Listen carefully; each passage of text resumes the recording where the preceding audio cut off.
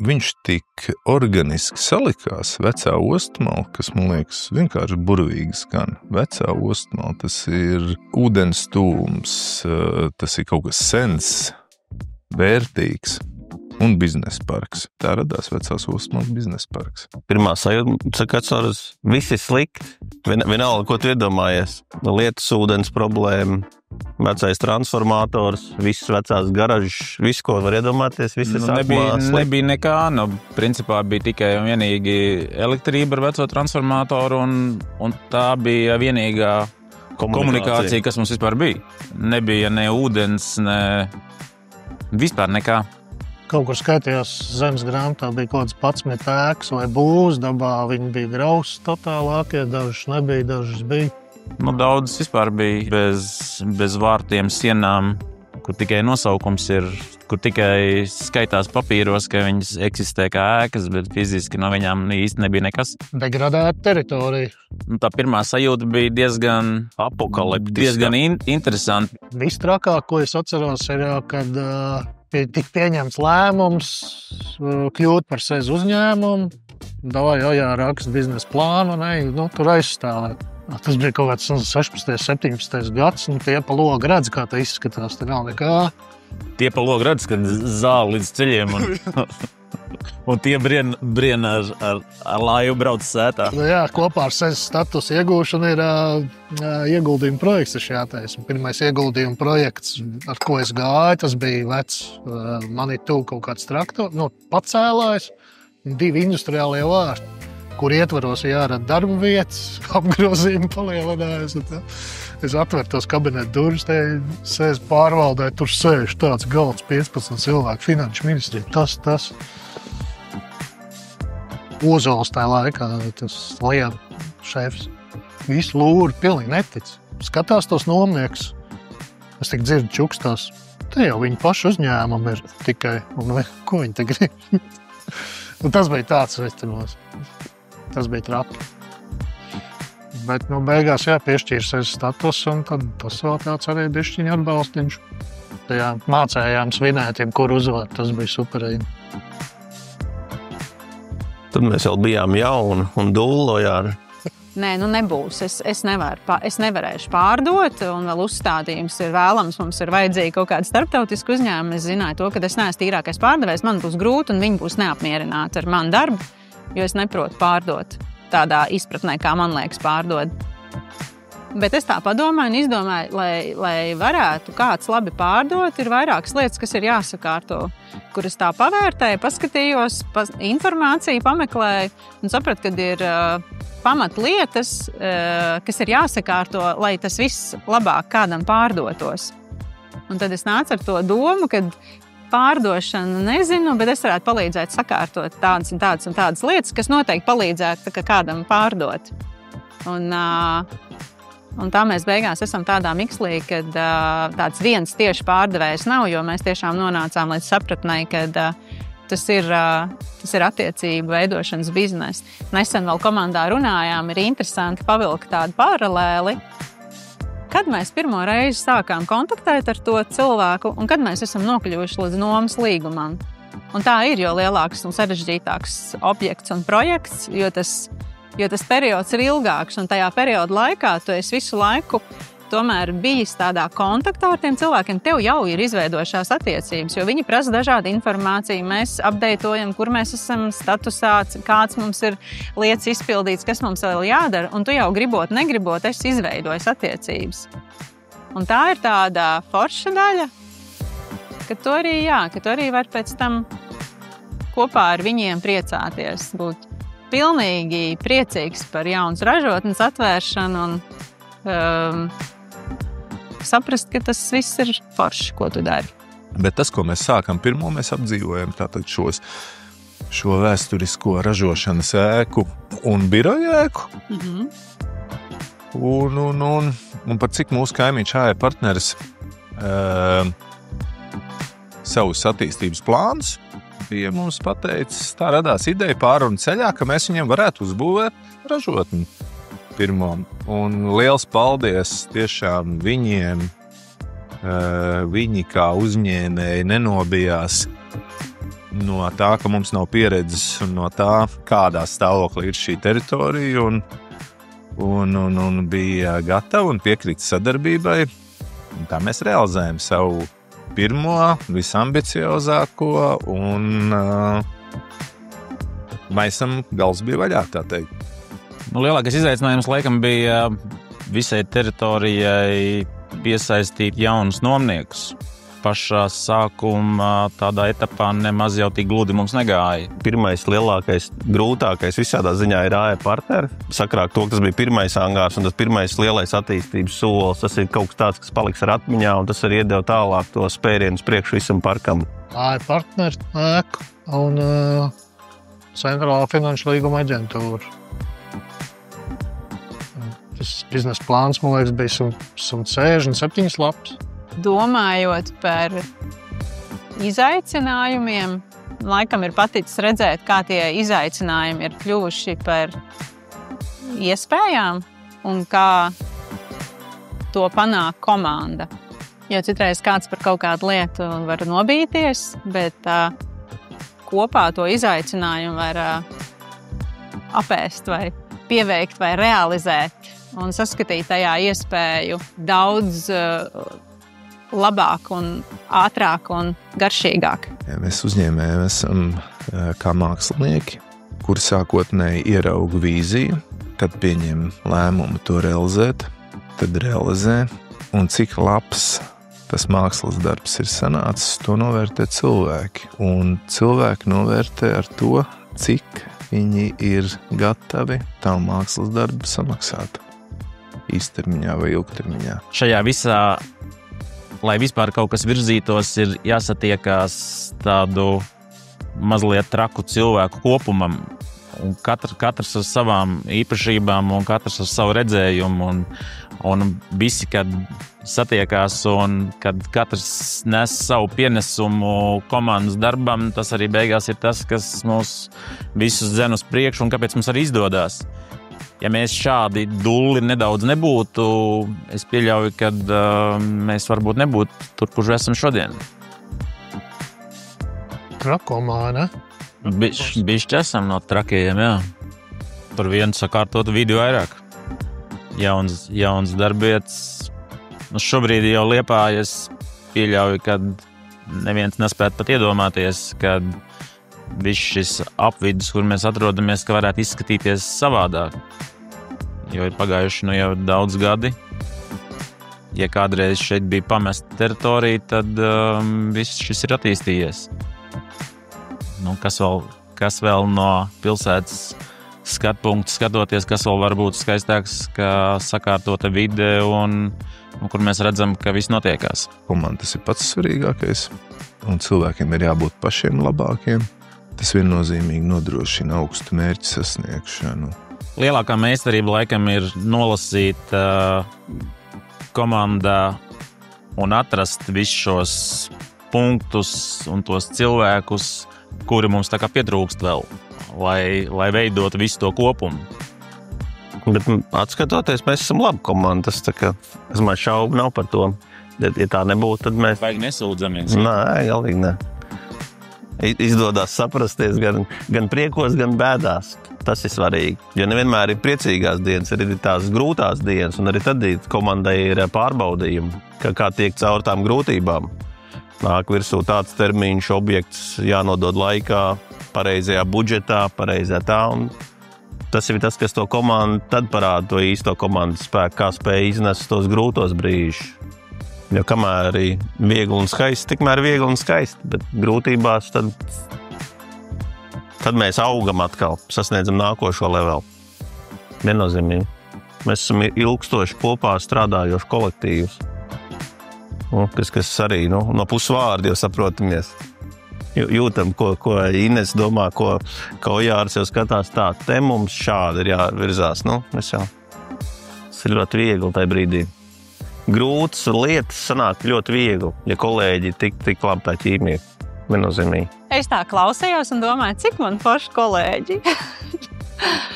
Un es piekrītu tam, ka komanda ir ļoti svarīga.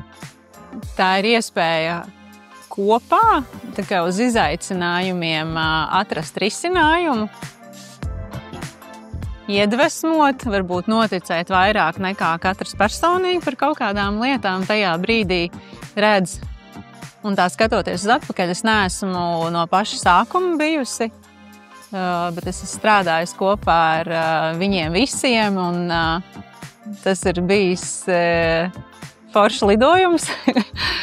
Un es esmu pateicīga. Mums arī daudz kolēģi, kuri šajā paliek... Nedaudz kolēģi. Mums ir kolēģi, kuri paliek arī aizkadrā. Tā kā noteikti arī gribu pateikt paldies katram vienam no viņiem.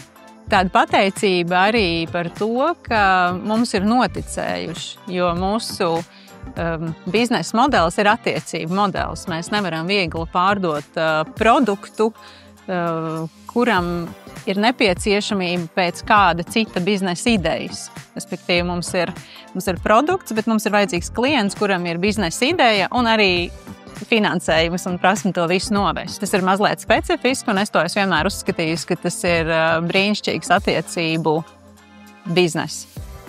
Jā, produkts ir, bet viņš ir ļoti balstīts uz attiecībām.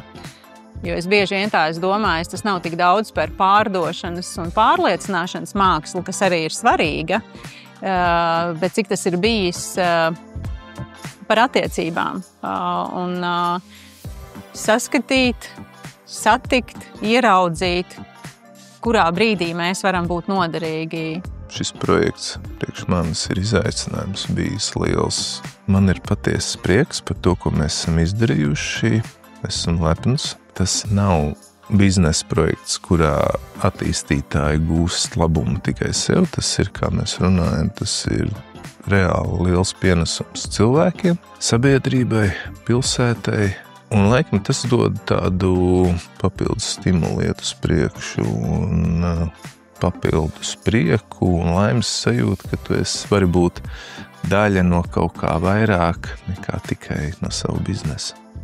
Tas, kad izdarīts kaut kas paliekošs gan sevis sasniegumos, gan pilsētu videi, un šis jau ir tāds, kas ir jau ierakstīts un kur vairs neizmainīt. Un to vairs nevar izmainīt neviens, un to mēs tikai varam pateikties paši sev par ieguldīto darbu, ko esam visus šos gadus ieguldījuši. Apsveic dzimšanas dienā. Paldies, Oits. Viena svecīte un 10 kūkas, ja? Vai kā bija Karlsonam, bija otrādi? Vai kam tas bija? Vai neatceros, ja? Nebija 10 svecītes uz vienu kūku. Es domāju, ka 10 gadi, tas ir lieliski. Un tādā šī vārda visplašākajā formā, it visādā jomā, tas ir lieliski. Es domāju, mums kā komanda ir jābūt lepniem to, ko mēs izdarījām. Tas ir kaut kas tāds ne tikai, kas mēs paši sev esam apliecinājuši, bet visiem arī apkārt, visai pilsētai pierādījuši, ka mēs darām un varam izdarīt. Ir diezgan daudz pārliecināti arī starptautiski investori, kas ir atnākuši un noticējuši mums. Tas ir tāds tā kā pateikt, gandarījums par paveikto, ne? Ja vienā vārdā jāraksturot, tad bija jaudīgi visādās ziņās. Tā, kad pašiem bija izaicinājums, paši ar to nebijām saskārušies. Katru dienu risks. Laikam es saku, tas ir to, ko jau minēju, kad tas salīdzinoši traku ideju, visādu lietu īstenotāji bija daļai traki kolēģi, kas uz visu to parakstījās un lai visu to mēs spētu panākt. Man pirmais vārds, kas nāk prātā, ir attīstība. Man patīk attīstība, tikko aptrūkstās attīstība, tad kas sanāk gulēšana uz lauriem, un tādu mēs neesam. Ir vajadzīga attīstība nepārtraukti. 10 gadu laikā ne tikai Raudas biznesa parks, bet izauguši, pieauguši, nobrieduši, tai visā esam arī mēs kā cilvēki, kā komanda, viss tas ir iet roku rokā. Nav gan biznesa parks, gan mēs kā personības. Laikam jāatkārtojās arī, ko minēja kolēģi, kad tiek veidots kaut kas paliekošs. Tu esi bijusi daļa kaut kādu laiku periodu no kaut kā paliekoša. Un tā ir tāda laba sajūta. Un tad tas gandarījums arī ir patiesībā redzēt to, ka viņiem izdodās. Ka tā viņu doma, ka tā viņu riskēšana, saistības, kļūšana par mūsu nomnieku ar mērķi radīt kaut ko, un viņiem izdodās. Un tas ir kvalitatīvi, tas ir skaisti, ko viņi ražo, tas ir vajadzīgi. Un tu aizēji kādreiz ciemos pie kāda no nomniekiem, un tur strādā priecīgi, laimīgi darbinieki. Un tad tu aizēji uz savu biroju, un tur arī strādā priecīgi un laimīgi darbinieki. Man nav tā kā nepatīk. Kā viņam var nepatīk, viņš apsēdās pa vidi, redzējāt, mums rojā ar acīm nostūm katru savu pusi, nebūšu centrālā persona. Tā tas vispār nebija. Tu pats izvēlējies. Ko mēs rojā ar tiekam, kuri tur jāsēž. Jā. Nevar nepiekrist, jā. Jūs veikli sakārtojāt vidi, jā. Man visu mūžu laikam ir patikusi tehnika. Es slims biju ar... profesija, kas tā ir? Es gribēju būt par šoferi, nemaņā par šoferi. Man viss, kas rūc un kurš smirdēja pēc degvielas, tas bija. Un tad šoferis vai mehāniķis? Tajos laikos, kad es augu, tad šoferis mehāniķis bija vienā personībā. Tā bija. Man tāda, kad sanāk tie 10, 12 gadi bija tajā laikā. Tas bija, es gribēju ļoti būt profesionāls basketbolists. Ja tad bija tas basketbols, tas bija viss. Tad bija tāds alks, bija Michaels Jordans vēl spēlēja. Vispār tas bija, viss tur bija. Viss bija par un ap to bumbu. Tāpēc jūs pievēršies te pludmales? Nē, es domāju, ka nē. Bet tā laikā tas bija kāds. Ja tu mums neesi stāstījis, varbūt šis ir kaut kāds, tu īstenībā spēlē kaut kādā līgā? Nē, nespēlēju šobrīd nekādā līgā. Tev 100% ar butēm saistīts. Man mainījās, kaut kādā brīdī kosmonauts. Tu joprojām esi kosmonauts? Kosmonauts kaut kādā brīdī, pēc tam ārsts kaut kādā brīdī. Bet arī bija tāds moments, ka es gribēju būt robežsargs. Kāpēc? Tāpēc, ka gāja filēni atcerās 4 tankistu un suns bija tādi. Vai viņi bija tā kā tankisti, bet kāpēc bija robežsargs būt, es neatceros, bet no robežsargs viņi. Viņi tur robežas turmēja? Tā laikā jau. Kaut kāda kapa ar fenderē droši vien? Nē, tā laikā nebija tas aktuāli. Jāsāk ir ar 2 Jāņiem. No kā arī viss sākās. Tiem arī liels paldies, kad uzticējās, izvēlējās mani. Pēc tam, protams, tie paldies ir, ko varētu saukt, ir visai komandai. Visu šo gadu garumā ir daudz un dikti. Bet, ja man viss šeit šobrīd ir jāpārskaita, tad laikam redlaiks šobrīd mums to neļaus. Paldies ir jāsaka visiem, sākot ar komandu, tālāk ar mājās ģimeni un visiem, kas mūs atbalsta. Bet man laikam arī jāpasaka, ka mans galvenais paldies ir otram līdzīpašniekam Jānim, ar kuras kopā esmu jau 21 gads dažādās tēmās. Tā kā, tas ir forši, ka tādu laiku periodu no savas dzīves varam kopā iet un strādāt. Kopumā, lai mēs cilvēki kļūtu laimīgāki, mums ir vairāk jānotic savām sajūtām, jāspēj uzņemties atbildība, kaut kur noriskēt. Tādējādi mēs varam tikai piepildīt savus sapņus un atvērt maksimāli savu potenciālu un kopumā kļūt laimīgāki. Esmu priecīgs ļoti un pateicīgs, ka man ir paši labākie cilvēki. Un tikai tāpēc, pateicoties tam, mēs esam tik labus rezultātus sasnieguši. Tā kā paldies komandai!